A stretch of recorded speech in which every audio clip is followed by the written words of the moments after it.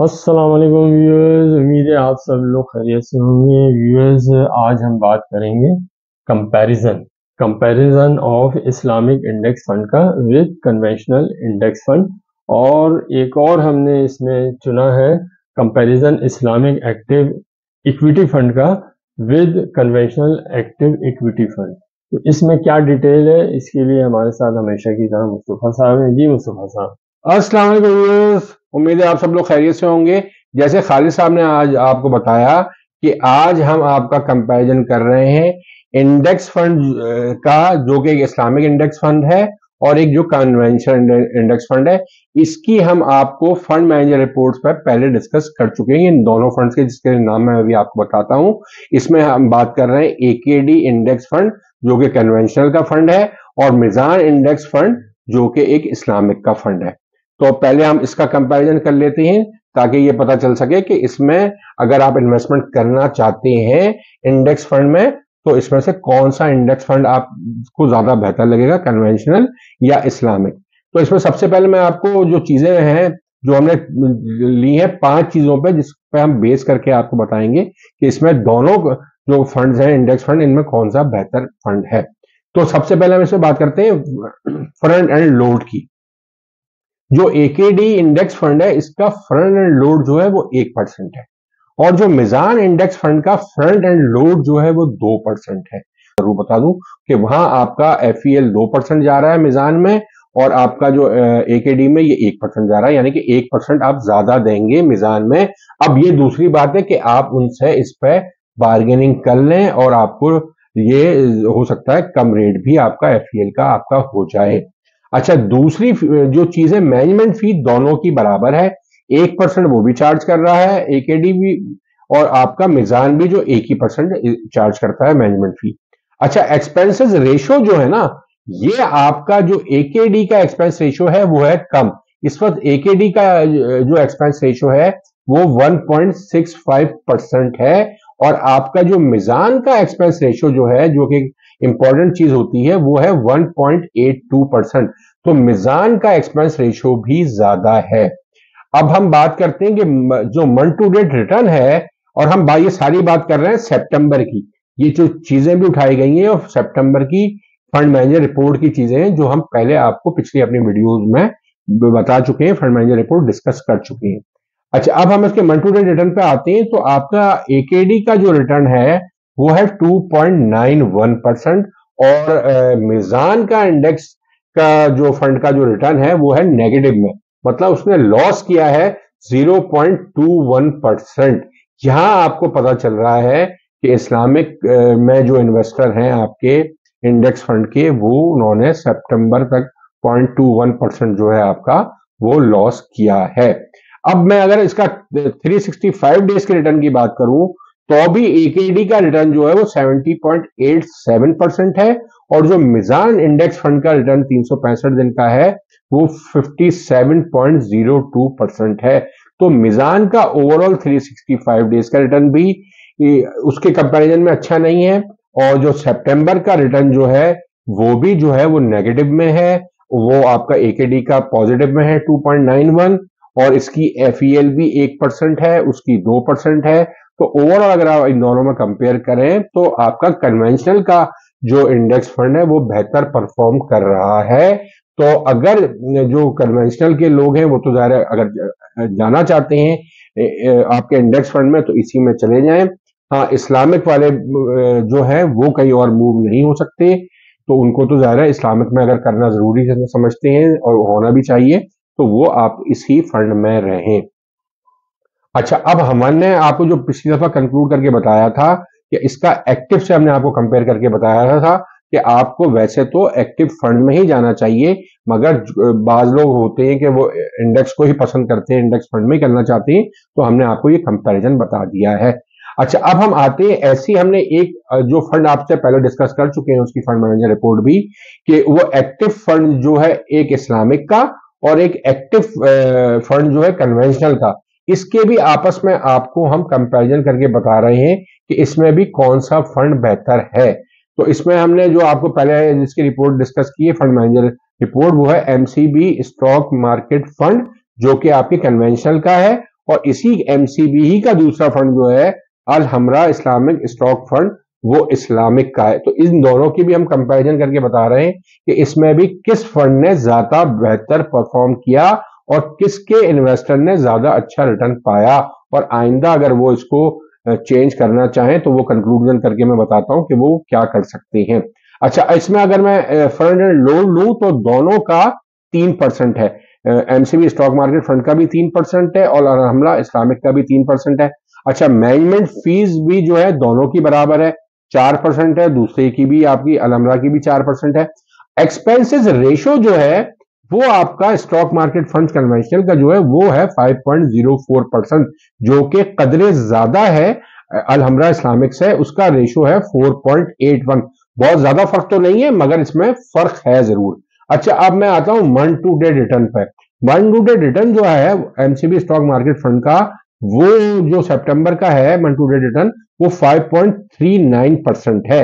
इसके मुकाबले में अल हमरा इस्लामिक स्टॉक फंड का जो रिटर्न है वो काफी कम है और वो है 3.30%। ये सितंबर के रिटर्न की बात कर रहा हूं। तो वो आपका यहाँ फर्क यहाँ हो रहा है कि उसका मंथ टू डे रिटर्न जो है वो खासा फर्क है आपका स्टॉक मार्केट के फंड से। ऐसी अगर मैं 365 दिन के रिटर्न की बात करूं तो इसमें भी स्लाइड सा फर्क है, आपका स्टॉक मार्केट फंड का ज्यादा है, यानी कि इसका है 84.52% और जो अल हमरा का है वो 365 दिन का रिटर्न है 82.58%।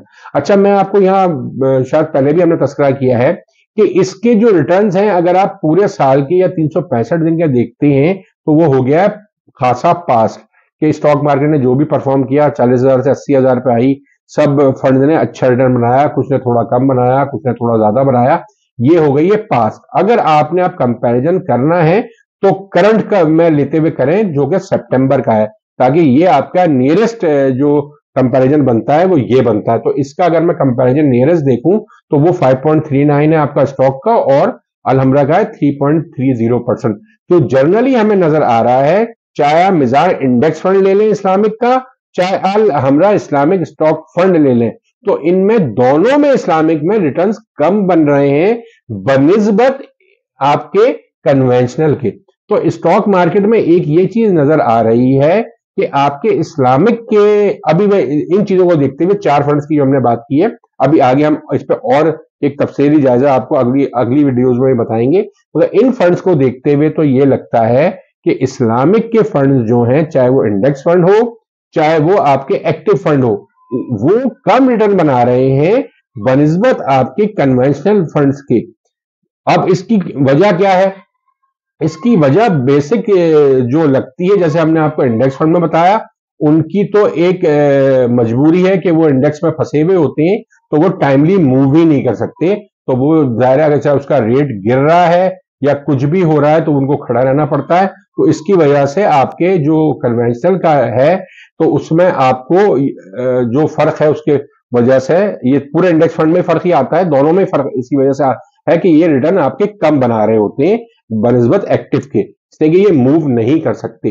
तो मगर फिर भी इस्लामिक में जो है वो आपको हमने बताया था, जैसे आपका एक आध सेक्टर में अगर वो डिप आ जाती है तो उसकी वजह से वो इतना ज्यादा लॉस ले जाते हैं तो उसकी बनिस्बत आपके एक्टिव फंड्स में उतना बड़ा चेंज नहीं आता। इसलिए कि एक तो वजह ये भी है कि ये इसका जो इंडेक्स है वो 30 कंपनीज का KMI 30 का है और इसका इंडेक्स जो है कन्वेंशनल का वो 100 इंडेक्स की कंपनीज का इंडेक्स है। तो इससे भी इसका जो वेटेजेस में है ना, ये फर्क होता है। ज़ाहिर है कि 100 कंपनीज का वेटेज है और एक आपका यहाँ 30 KMI का डिफरेंस भी की वजह से भी आता है कि इसमें आप 30 कंपनियों में इन्वेस्टमेंट कर रहे हैं और वहां आप 100 कंपनियों में इन्वेस्ट कर रहे हैं, तो उसका इंडेक्स जो है वो परसेंटेज वाइज 100 कंपनियों में डिवाइड हुआ है। तो उसमें अगर आपका लॉस होता भी है किसी एक सेक्टर में तो उसकी बनिस्बत आपका इस्लामिक में लॉस जो है वो ज्यादा बड़ा होता है, इसलिए कि उसकी इंडेक्स का वेट उन 30 कंपनियों की वजह से वहां उनका वेट ज्यादा होता है। तो ये तो आपकी बेसिक इसकी हमने आपको वजूहत भी बता दी। अच्छा, मैं आपको एक चीज अब एक्टिव जो फंड है इसमें भी बता दूं कि एक्टिव इस्लामिक फंड्स में एक प्रॉब्लम और भी आती है कि बाज दफा ऐसा भी होता है कि कोई कंपनी आपकी इस्लामिक से निकल जाती है, वो कन्वेंशनल में आ जाती है। जब आपके शरिया बोर्ड उसको रिव्यू करता है तो पता ही चलता है कि उसके जो बेसिक रिव्यूज के पॉइंट्स होते हैं, काफी चीजें उनको रिव्यू करनी पड़ती हैं, तो उसकी वजह से उसमें कोई चेंज आ जाता है तो वो उसको इस्लामिक से निकाल के कन्वेंशनल में ले जाती है। जब ये चेंज आता है, जो स्टॉक एक्सचेंज में फॉरन नोटिफाई भी होता है, और उसके कुछ दिनों के अंदर अंदर इस्लामिक वालों को उस कंपनी की इन्वेस्टमेंट को से बाहर निकलना पड़ता है, ताकि वो दोबारा शरिया कंप्लाइंट हो जाए, इसलिए कि वो कंपनी नॉन शरिया कंप्लाइंट हो जाती है। तो आपको उस फंड से, अब जो उस कंपनी की इन्वेस्टमेंट से आपको निकलना पड़ता है, यानी कि उसको सेल ऑफ करना पड़ता है, उसको बेचना पड़ता है। तो उसमें आपको एक हिट आती है, मार्केट भी उससे हिलती है। स्टॉक मार्केट में जाहिर है, जब आपका एक उस कंपनी की परसेंटेज 8 या 10% है आपके पास, और वो नॉन कंप्लाइंट हो जाती है, तो मार्केट में सेल भी आती है, तो उस शेयर का प्रेशर भी उस पर बनता है, और मार्केट उसको फिर नीचे लेके जाके एब्जॉर्ब करती है। तो वो हिट भी बाज दफा आपके इस्लामिक फंड्स में आ जाती है। तो आपको एक इसमें ये रिस्क भी नजर आता है, जो कन्वेंशनल फंड्स में ये रिस्क नहीं होता। तो आपके इंडेक्स फंड में भी ये रिस्क आ सकता है, और एक्टिव फंड में भी ये रिस्क आ सकता है। इसमें आपको शायद, मुझे तो याद है कि बाज दफा आपका पीपीएल भी जो है वो कन्वेंशनल में चला गया था, तो ये फिर वो दोबारा इस्लामिक में आया, फिर इस्लामिक में इन्वेस्टमेंट में उसे शामिल किया गया। ऐसे ही ये कंपनीज कुछ ना कुछ आगे पीछे इसमें हो जाती हैं, तो एक हिट ये भी आती है।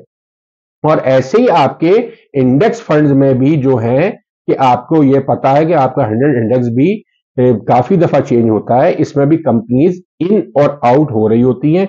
कुछ कंपनीज इसमें नई शामिल हो रही होती हैं, और कुछ वहां से निकल के उनकी जगह ले रही होती हैं। तो उसके फर्क से भी जाहिर है, जब इंडेक्स चेंज होता है तो आपको अपनी इन्वेस्टमेंट भी चेंज करनी पड़ती है उसी हिसाब से, तो उसमें भी आपको बाज दफा हिट आ सकती है। तो इंडेक्स फंड में भी हिट आ सकती है, और आपको मैंने इस्लामिक फंड्स में भी एक वो चीज बता दी कि इसकी वजह से आपके इस्लामिक फंड्स में भी चेंज आ सकता है, जो कि बाकी एक्टिव फंड जो आपके कन्वेंशनल में है उनमें कोई असर नहीं पड़ता। वो अपनी जो इन्वेस्टमेंट किए हुए होते हैं वो वही रखते हैं, उनको कोई चेंज करने की जरूरत पेश नहीं आती। हाँ, इसमें मैं आपको एक चीज और वाजे कर दूं, अगर वो इस्लामिक वाली इन्वेस्टमेंट आपके कन्वेंशनल ने भी की हुई है, तो जाहिर है जब वो मार्केट में सेल होने आता है और प्रेशर आता है, तो उसका रेट जब ड्रॉप करता है, तो उस वक्त आपके, तो चाहे वो एक्टिव कन्वेंशनल हो, उसको भी हिट पड़ सकती है। तो एक रीजन ये भी होता है, जिसमें मैंने आपको बहुत तफसील से एक ये रीजन भी बता दिया है कि इन फंड में इन्वेस्टमेंट करने का ये थोड़ा सा कभी कभार एक हिट ये भी आती है कि मार्केट आपकी ओवरऑल अच्छी परफॉर्म कर रही हो, सब कुछ आपका बहुत अच्छा हो, मगर आपको लगे ये कि ये कोई चेंज आना शुरू हो गया है, फंड ने अच्छा परफॉर्म नहीं किया, तो बैक एंड पे उसकी एक वजह ये भी हो सकती है। तो ये आपको मैंने आपको बता दिया कि जो ऊपर के इंडेक्स फंड में आपको मैंने बता दिया कि वो एकेडी का इंडेक्स फंड बेहतर है। अगर आप इंडेक्स फंड में इन्वेस्ट करना चाहते हैं तो आप इसमें कर सकते हैं, मगर यहाँ जो इस्लामिक के करने वाले हैं जाहिर है वो तो नहीं आ सकते, मगर कन्वेंशनल वालों के पास ये चांस होता है कि इस्लामिक अगर बेहतर हो तो वहां जा सकते हैं, मगर यहाँ इस्लामिक अच्छा परफॉर्म नहीं कर रहा, कन्वेंशनली अच्छा परफॉर्म कर रहा है। और इसी तरह हमने आपको बताया कि आपका जो एक्टिव फंड है वो भी एमसीबी का स्टॉक मार्केट फंड अच्छा परफॉर्म कर रहा है बनिस्बत अल हमरा के। तो आप इसमें भी यही है कि आप कन्वेंशनल वाले कन्वेंशनल में रुकेंगे, जाहिर है वो इस्लामिक की तरफ मूव नहीं करेंगे, और जो इस्लामिक में वो उनके पास तो चॉइस ही नहीं होती, तो इस्लामिक में इन्वेस्टमेंट करेंगे। तो इसमें ऐसी बात तो नहीं है कि आपको बहुत ज्यादा किसी को चेंज करने की जरूरत है, जो जहां इन्वेस्टमेंट किए हुए हो वही इन्वेस्टमेंट कर सकता है। मगर नए आने वाले जो इन्वेस्टर हैं उनके लिए ये जो है ये बड़ी मतलब जरूरत की चीज है, या बहुत इंपॉर्टेंट चीज है कि वो इसको देखते हुए अपनी इन्वेस्टमेंट कर सकते हैं। तो उनको एकेडी बेहतर रहेगा और पाकिस्तान स्टॉक मार्केट फंड रहेगा। इसी तमाम चीजों के साथ अपनी इस वीडियो का हम इख्तिताम करते हैं। उम्मीद है कि आपको ये वीडियो पसंद आई होगी, और आप हमारे चैनल को सब्सक्राइब करेंगे, लाइक करेंगे और लोगों से शेयर करेंगे, ताकि लोग इससे ज्यादा फायदा उठा सकें। खुदा हाफिज। खुदा हाफिज।